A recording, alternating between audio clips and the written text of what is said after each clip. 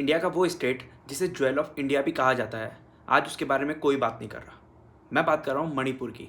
आज मणिपुर में जो हो रहा है उसके बारे में तो सब जानते हैं, मगर ये कहाँ से शुरू हुआ और इसके पीछे क्या कहानी है ये कोई नहीं जानता। भारत के उत्तरी पूर्वी में स्थित मणिपुर, जो कि दो हिस्सों में बटा है, जिसमें 10% एरिया वैली में आता है और 90% एरिया हिल में आता है। मणिपुर का वैली एरिया, जिसमें मेजरली मितई जनजाति रहती है, और पहाड़ी वाला एरिया जो कि मणिपुर का 90% एरिया है, वहां पर कोकिजा और नागा जनजातियां रहती है। एक तरफ मितई, जो कि मणिपुर का सबसे बड़ा समुदाय है। ऐतिहासिक रूप से इन्होंने ही मणिपुर पर सदियों तक राज किया है। इनकी भाषा इंडिया के संविधान के 8वीं अनुसूचित भाषा शैली में भी काउंट होती है। समय के साथ मिताई समुदाय का बड़ा हिस्सा हिंदू वैष्णव परंपरा में जुड़ गया। साथ ही मिताई समुदाय का कहना था कि इनकी पॉपुलेशन टाइम टू टाइम बढ़ रही है, जिसके लिए इन्हें वैली के 10% एरिया के साथ साथ मणिपुर के और भी एरियाज की जरूरत पड़ेगी। वहीं दूसरी तरफ कुकीजो जनजाति वो इस बात के अगेंस्ट थी। इनका मानना था कि अगर मिताई समुदाय को भी शेड्यूल कास्ट में जोड़ा तो जमीन और बाकी फैसिलिटीज पर असर पड़ेगा। मणिपुर की पहाड़ियों में सिर्फ कुकीजो ही नहीं, नागा समुदाय के लोग भी रहते थे। जमीन और जातिगत मुद्दों को लेकर इन तीनों समुदायों में विवाद होने लगे। इन्हीं तीन जातियों के बीच छिड़े जमीन के वाद विवाद आज दंगों का रूप ले लिए हैं। आखिर इतने सालों में ऐसा क्या हुआ कि मणिपुर के बीच इतनी हिंसा फैल गई,